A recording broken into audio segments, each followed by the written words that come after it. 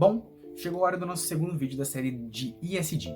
No primeiro vídeo a gente explicou um pouquinho sobre o que é o ESG, qual é o impacto que ele tem em nossas vidas, como as empresas estão implementando ele, como é que a gente pode investir um pouquinho com o ESG. E nesse segundo vídeo a gente vai falar principalmente sobre as metas dele e como é que elas foram estipuladas, né? Falando principalmente do European Green Deal e do Acordo de Paris, que são duas reuniões enormes que foram feitas pelas maiores economias do mundo com o objetivo de transmitir a importância e a urgência que os assuntos de sustentabilidade têm, focado principalmente em empresas e na sociedade, para que a gente possa cada vez mais internalizar esses processos de envolvimento com o mundo todo. Antes de mais nada, eu gostaria de falar que, há uns 6 dias atrás mais ou menos, o IPCC, que é o Painel Intergovernamental de Mudanças Climáticas, né, o CC de Climate Change, ele lançou um relatório falando que a gente tem pouquíssimo tempo. Ele estirou a bandeira vermelha, por assim dizer, falando que se a gente não controlar imediatamente justamente o setor de combustível fóssil e de agricultura, que foi o que a gente falou no ESG1, faltam de 20 a 30 anos para que os impactos globais causados pela ação humana sejam irreversíveis. E se a gente atingir esse patamar, quer dizer que teremos muitos problemas daqui pra frente. O que faz com que essa minissérie e as ações sejam imediatas. Imprescindivelmente, a partir de hoje, a gente tem que começar a pensar no que a gente está deixando para as próximas gerações. Pensando um pouquinho até numa frase que eu gosto muito e eu gostaria de trazer para esse vídeo, é que nós não somos donos da Terra. A gente simplesmente toma ela emprestada dos nossos filhos. A gente não pode esgotar os recursos. A gente tem que deixar a riqueza para as próximas gerações. Mas agora, vamos focar de fato no vídeo. Primeiramente, a gente tem que entender qual que é a importância da União Europeia para o mundo, porque se chama European Green Deal, quer dizer que a União Europeia foi essencial para isso. A União Europeia ela é a junção de 27 países atualmente, e é importante a gente entender isso, que a União Europeia e o continente europeu são coisas diferentes. O continente europeu, que as pessoas chamam de Europa, ele é a junção da Terra, né? Ele é o território desses países, e a União Europeia é o bloco que compõe esse conjunto. E esse acordo, né, esse conjunto, esse ecossistema, ele foi criado depois da Segunda Guerra Mundial com o intuito de cooperação mútua entre as nações que o compõem, principalmente para que elas pudessem se desenvolver melhor e não ficassem reféns de países que estavam bem naquela época, como foi o caso dos Estados Unidos, que financiou basicamente o mundo todo com o Banco Mundial e o FMI, né, que é o Fundo Monetário Internacional. E aí, com essas nações se ajudando, elas poderiam se tornar economias independentes e colocar a Europa numa trilhagem de desenvolvimento muito mais sustentável. E aí, como acordo dessa união, né, como resultado disso, surge justamente a Comunidade Econômica Europeia, né, que na sigla inglesa é EEC, se vocês quiserem dar uma olhadinha depois.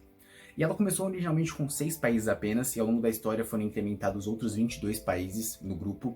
E recentemente, né, em 2019 e 2020, o Reino Unido saiu desse acordo todo, e esse processo que ficou conhecido como Brexit. Se vocês tiverem interesse, a gente pode fazer um videozinho explicando um pouco mais sobre isso.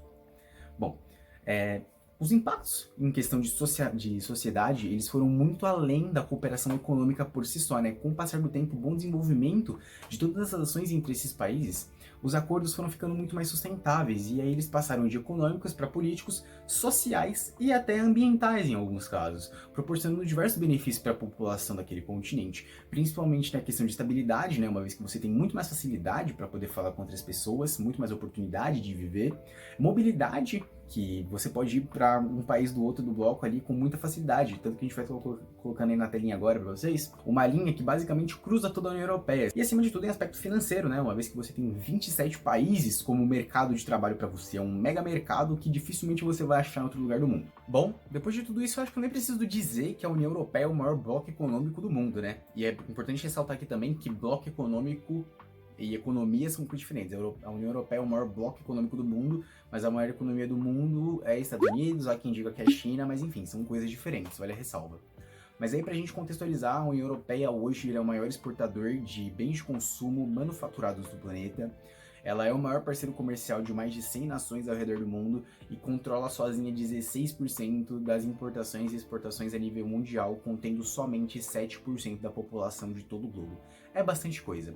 Bom, entrando aí de fato no European Green Deal, ele é basicamente o acordo de políticas que foi realizado entre a União Europeia em âmbito governamental, social e empresarial para impedir, né, para impossibilitar, para retardar os impactos que as empresas e os governos, a sociedade como um todo daquela localidade do mundo estavam tendo, né, sobre a Terra.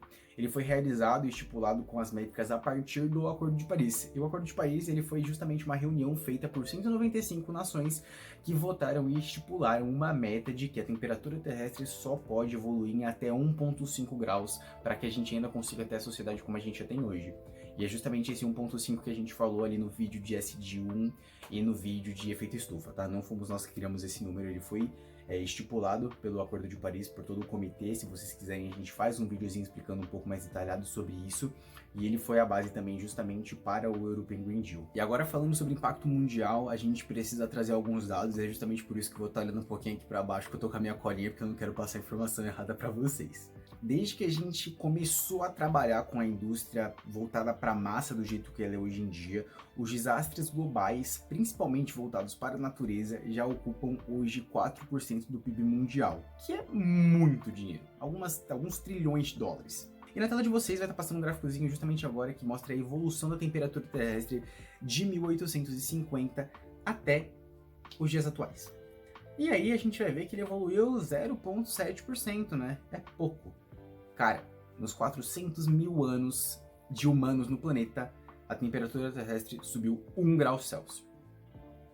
Ou seja, em menos de 2 séculos, a gente quase superou 400 mil anos de ação humana no nosso planetinha. Hoje, a gente está falando de 400 bilhões de toneladas emitidas anualmente, e esse número está crescendo, como também está passando na tela de vocês um gráfico de emissão por país. Ou seja, todos esses dados, todos esses números, eles podem ser interpretados de uma forma muito simples. Problemas. Muitos e muitos problemas. E a gente tem que começar a agir agora. Como consequência também da reunião do European Green Deal, a União Europeia disponibilizou um documento em 24 línguas diferentes no site do governo europeu, que é muito completo, eu li todo ele para fazer esse vídeo, obviamente, e eu tô pegando um report dele agora, né, um relatório dele, um gráficozinho que eles montaram, principalmente listando os tópicos de impacto se a gente não parar o aquecimento global agora. E eu vou estar colocando ele na tela de vocês, um pouquinho de zoom em cada um, para a gente poder entender os principais efeitos em cada âmbito territorial. Bom, tá passando aí na telinha para vocês agora, eu vou continuar aqui com a minha colinha pra gente ir acompanhando junto. Na região do Ártico, as temperaturas podem subir muito acima da média. E qual é a consequência direta disso? Basicamente, aumentou a temperatura, derrete a calota polar. Se derreter a calota polar, sobe o nível do mar. Além de que, muitas espécies podem ser extintas por não ter mais o que comer, nem condição para sobreviver. E pior ainda, ele pode até acabar com qualquer tipo de exploração sustentável de recursos que a gente tenha por essa região. Indo para outra região que é muito próxima, né, decorrente disso, é a região do Atlântico, em que as temperaturas também vão subir muito, a temperatura das correntezas vai subir muito, o que vai desconfigurar todo o ecossistema marinho e basicamente pode acabar com tudo. Para você ter uma ideia, inclusive a nossa oferta de energia. Basicamente a gente quase não vai ter oferta de energia por causa das alterações climáticas que podem impactar toda a costa terrestre. E outra que eu acho muito interessante e extremamente perigosa é na região do Mediterrâneo. A gente está falando de temperaturas acima de 50 graus, em lugares que não são desertos. A gente está falando de falta de chuva, a gente está falando de alterar fluxos de correnteza que mandam chuva para as regiões tropicais, a gente está falando de muita vulnerabilidade, principalmente ecológica, desconfiguração da atual forma que as pessoas têm de convívio com a sociedade, aumentando de novo a escassez de recursos que hoje é enfrentada naquela região. Mas a única coisa que eu quero que a gente entenda aqui é o seguinte: a gente precisa reagir. Nós juntos precisamos fazer alguma coisa. Eu sozinho não posso simplesmente mudar a forma de energia da minha casa, porque eu não vou resolver nada. Vai ser uma pessoa a menos para quando Eletropaulo, uma pessoa a menos para a Engie fazer alguma coisa para alguma empresa desse tipo, tomar alguma atitude. O que a gente precisa fazer é uma mudança efetiva. Juntos a gente tem que fazer alguma coisa. Montar uma comunidade, se esforçar, fazer um grupo e tomar ações conscientes. A gente também tem responsabilidade social, por mais que sejamos só pessoas. E a gente tem que fazer isso logo agora. Mais uma vez ressaltando, o link pro relatório do IPCC aí tá na descrição se vocês tiverem interesse para ler.